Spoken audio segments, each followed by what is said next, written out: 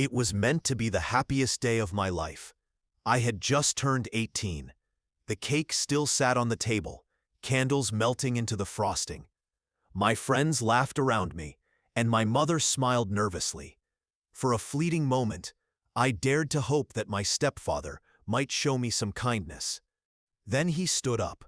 The room fell silent as he cleared his throat and fixed his cold, sharp eyes on me, the same eyes that always reminded me I didn't belong. "You're not my real son," he said, his voice cutting through the room like broken glass, "and you're out of this house." At first, I thought it was a joke. The silence was so heavy that I almost expected him to laugh, but he didn't. He bent down, grabbed a plastic grocery bag full of my clothes, and tossed it at my feet. The bag sagged with the weight of everything I owned. In that moment, I realized he meant every word. I looked at my mother, Alara, the one I had always turned to when the world felt too heavy. Her hands pressed to her mouth, eyes wide, but she said nothing. Her silence stung more than his words. Shame washed over me as I felt my chest tighten. My friends whispered nervously, chairs scraping the floor. All I wanted was for the ground to swallow me. I picked up the bag, my hands trembling, and without a word, I walked out the front door. Rain hit me immediately, soaking me through.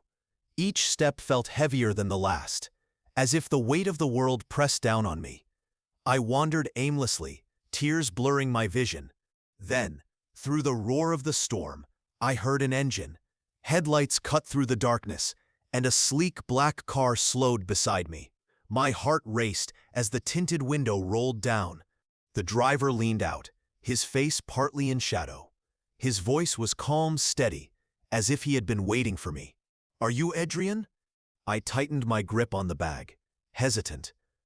"Yeah," I finally said. "Your real father sent me," he replied. "My name is Adrian. For as long as I can remember, I never felt like I belonged at home. While other kids shared moments with their fathers playing catch, learning to drive, I had none of that. My stepfather Conrad was never outwardly cruel every day, but resentment hung in the air whenever he was near.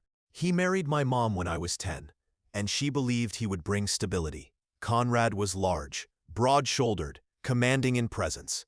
I tried to earn his approval, showing him drawings, sitting quietly near him. He barely noticed.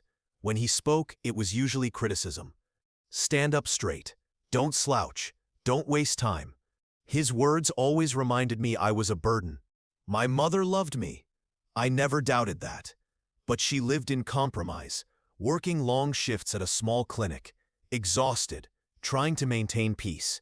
She taught me to stay quiet, to avoid pushing Conrad. "Just let it go," she'd whisper. I learned early that silence was safer than speaking up. Over the years, the house never felt like mine. Conrad controlled everything. The rules, the food, who could visit. Any mistake, any request for help met with dismissal. Yet I clung to hope that he might change one day. Turning 18 felt like a chance for a new beginning, a moment to finally earn his respect.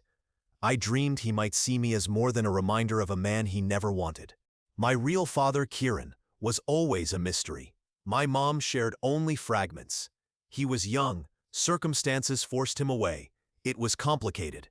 Whenever I pressed, she shut down. I grew up with questions that had no answers. On the morning of my birthday, I woke hopeful. Friends were coming over, and my uncle Darius, the only male figure who treated me like I mattered, might drop by. The house smelled of frosting and candles. Balloons sagged from the night before.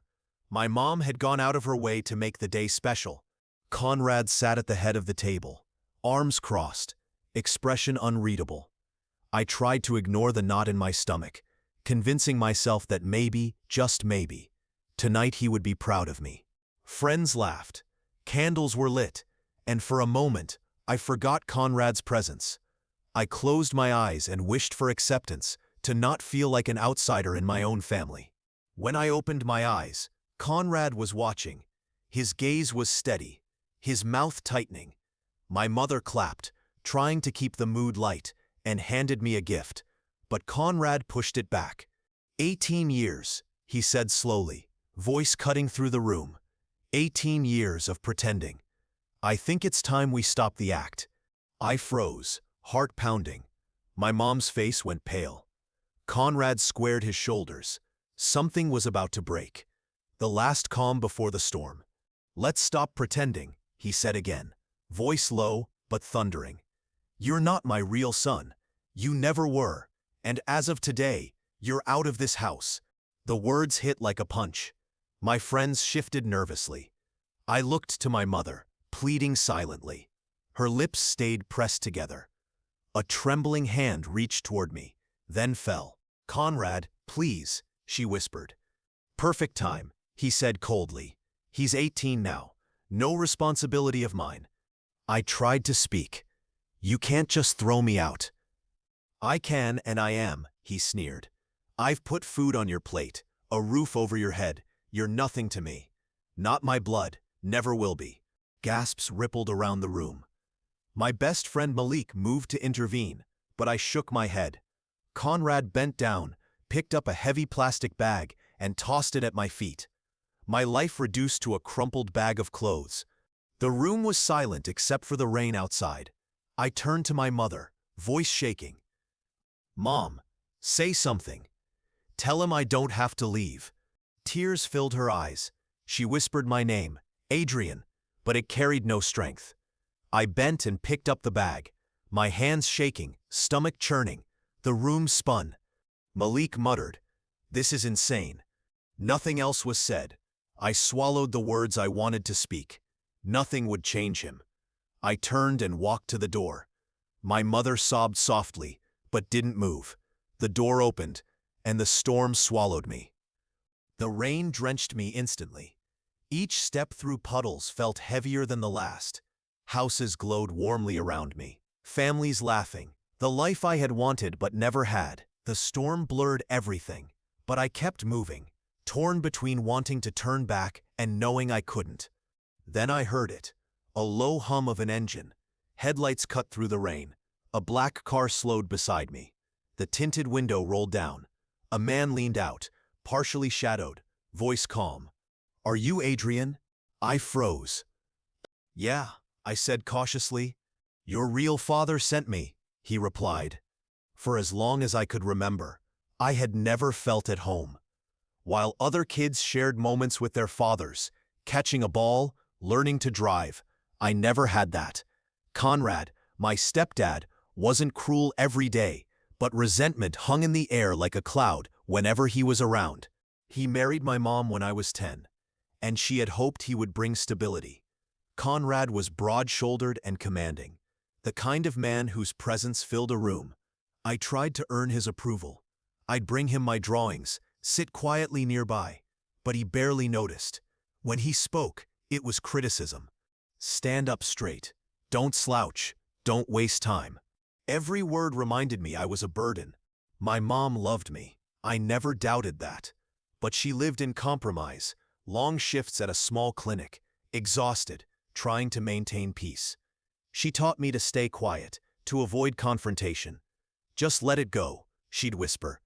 I learned early that silence was safer than speaking up.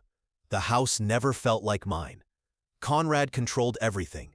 The rules, the food, who could visit. Any mistake or request met with dismissal. And yet, I hoped one day he might change. Turning 18 felt like a chance to start fresh. Maybe he would see me as more than a reminder of a man he had never wanted. My real father, Kieran, was always a mystery. My mom shared only fragments. He was young. Circumstances forced him away. It was complicated. Whenever I pressed, she shut down. I grew up with questions I could never answer. That morning, I woke hopeful. Friends were coming, and my uncle Darius, the only male figure who made me feel seen, might visit. The house smelled of frosting and candles. Balloons drooped slightly. My mom had gone out of her way to make the day special. Conrad sat at the head of the table, arms crossed, face unreadable. I tried to ignore it, telling myself maybe he would finally show pride. Friends laughed, candles were lit, and for a moment, I forgot him. I closed my eyes and wished for acceptance, for belonging in my family. When I opened them, Conrad's gaze was fixed on me, mouth tightening. My mother clapped, trying to maintain the mood, and handed me a gift. Conrad pushed it back. 18 years, he said slowly, voice cutting through the room. 18 years of pretending. Time to stop the act. I froze, heart pounding. My mom's face paled. Conrad squared his shoulders. Something was about to break. Stop pretending, he said, voice low but thunderous. You're not my real son. You never were. And as of today, you're out of this house. The words hit like a punch. My friends shifted uncomfortably. I looked to my mom, silently pleading. She stayed still, lips pressed together. Her trembling hand reached for me, then fell. Conrad, please, she whispered. Perfect time, he said coldly. He's 18 now. No responsibility of mine. I tried to speak. You can't just throw me out. I can and I am, he sneered. I've put food on your plate, a roof over your head. You're nothing to me. Not my blood, never will be. Gasps rippled around the room. Malik moved to intervene, but I shook my head. Conrad bent down, picked up a heavy plastic bag, and tossed it at my feet. Everything I owned in a crumpled bag. The room was silent except for the rain outside. I turned to my mother, voice shaking. Mom, say something. Tell him I don't have to leave. Tears filled her eyes. She whispered my name, Adrian, but it carried no strength. I bent, picked up the bag, hands shaking, stomach churning. The room spun. Malik muttered, "This is insane." Nothing else was said. I swallowed my words. Nothing would change him. I turned and walked to the door. My mother sobbed softly, but didn't move. The door opened, and the storm swallowed me. Rain drenched me instantly. Each step through puddles felt heavier. Houses glowed warmly around me. Families laughing. The life I'd always wanted but never had. I kept moving, torn between turning back and knowing I couldn't. Then I heard it. A low hum of an engine. Headlights cut through the rain. A black car slowed beside me. The tinted window rolled down. A man leaned out, partially shadowed, voice calm. "Are you Adrian?"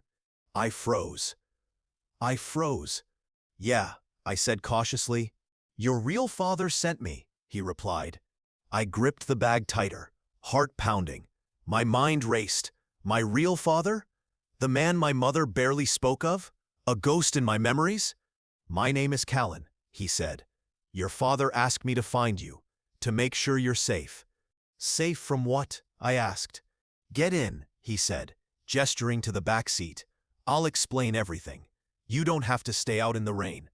Every instinct screamed to run, to not trust a stranger. But the words lingered like a lifeline. My father, the man I had longed for when Conrad reminded me I didn't belong, was out there. "What's his name?" I asked, voice sharp. Kieran Marlowe. He's been waiting to see you for a long time." The name hit me like a shock. My mother had whispered it once when she thought I was asleep. Hearing it now made the world tilt beneath me. "Why now?" I demanded. "If he wanted me, why wasn't he here before?" Callan's jaw tightened, but his voice stayed calm. "It's not what you think. He didn't leave. Conrad made sure of it. He blocked every attempt to reach you. But your father never stopped searching. Now you're 18. He sent me the moment you were free." The rain fell harder, mixing with tears I couldn't hold back. Part of me wanted to believe it was a trick. Another part felt hope ignite inside. I looked back at the house I had left behind, lights glowing faintly. But that place was no longer mine. I glanced back at the car. Warm, inviting. The words echoing. "Your real father sent me." I took a deep breath, my chest aching, and opened the door. Warmth hit instantly as I slid inside. The storm faded into the background. Callan glanced at me. "Hold on, Adrian. You're about to learn everything they never wanted you to know." The car moved steadily. Rain muted behind the tinted windows. I clutched the bag of clothes on my lap like armor, mind racing with questions. Callan glanced at me through the rearview mirror. "I know this is overwhelming, but you deserve the truth." I forced myself to speak, suspicion sharp in my voice. "If my father wanted me, where has he been? Why didn't he fight for me?" "He did fight," Callan said firmly. "You were too young to remember, but Conrad blocked every attempt. He twisted the story, manipulated your mother, kept your father away. He wanted control, and he got it." Anger boiled inside me. So all this time, I thought my dad abandoned me. It was Conrad who stole him from me. "Yes," Callan said, "your father never stopped searching. I'm here because he sent me the moment you were free." I shook my head, trying to absorb it. My chest ached, storm raging inside me. "Where is he now? Where's Kieran?" I asked. Callan handed me a small envelope. My hands trembled as I tore it open.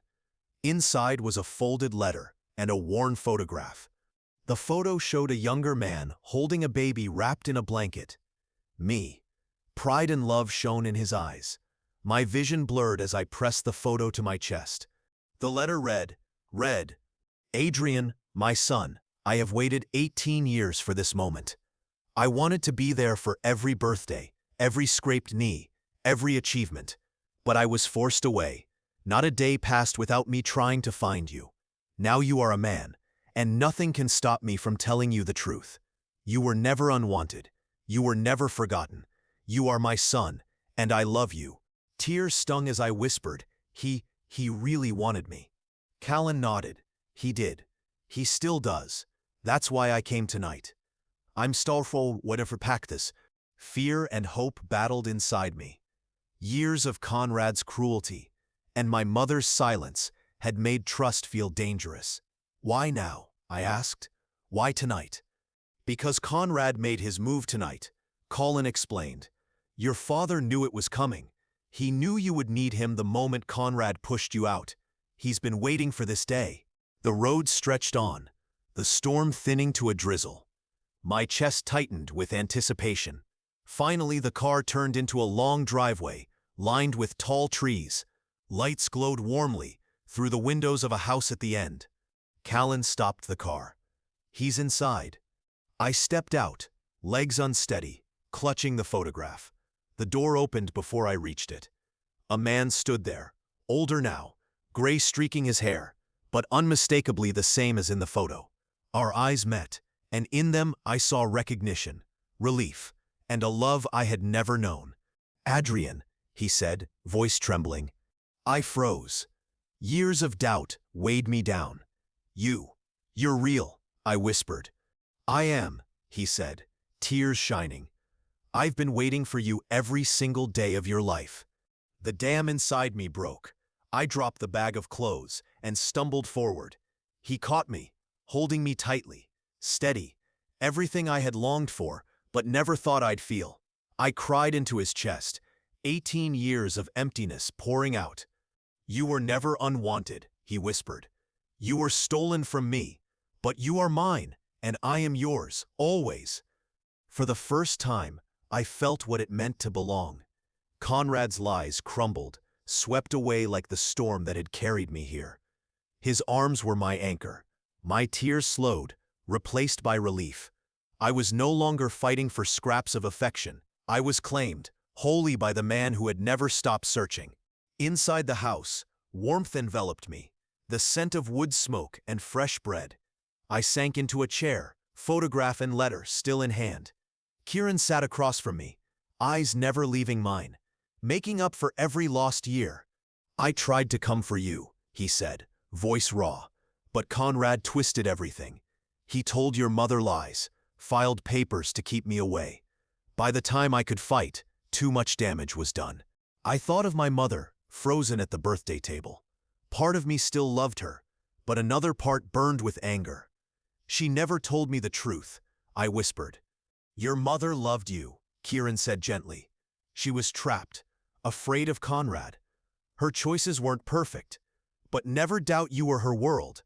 Her silence wasn't lack of love, it was fear. The wound was still deep, but something softened inside me. So all those years, I thought I was unwanted. All those times Conrad reminded me I didn't belong. You were still out there wanting me? Every single day, Kieran said, gripping my hand. You were my son the moment you were born, and you are my son now. Nothing Conrad did can change that. The weight I had carried for 18 years began to lift. For so long, I believed I was a mistake, a burden, undeserving of love. Sitting across from my father, I realized that was never true. The days that followed blurred together. Kieran showed me albums, letters he'd written, and documents proving his battles to find me. Each piece of evidence mended the torn fabric of my life. Bitterness slowly gave way to hope. I thought of Conrad. His cruelty had opened the door to my truth. By throwing me out, he had set me free. I also thought of my mother. Her silence had hurt, but I knew she loved me. One day, I hoped to face her, to tell her I knew the truth. For now, I focused on healing the bond that had been stolen from me. One night, sitting by the fire, Kieran looked at me with a mix of pride and sadness. I can't give you back the years we lost, he said, but I can give you every year from this day forward. That's all I want, I said quietly. A chance to know you. A chance to finally feel like I belong. For the first time, I truly did. The storm that began with Conrad's cruelty had led me here to the truth I needed. I had lost a house, but gained a home. I had lost a man who claimed to be my father, but found the one who truly was. Family isn't about who shares your roof or puts food on your plate. It's about who claims you, fights for you, and never stops searching. Storms can destroy, but they can also reveal what's hidden. The rain washed away lies, leaving the truth. I was wanted. I was loved. I was finally home. If this story moved you, share it with someone who needs to hear it. Comment below which part resonated most, and subscribe for more powerful stories that matter.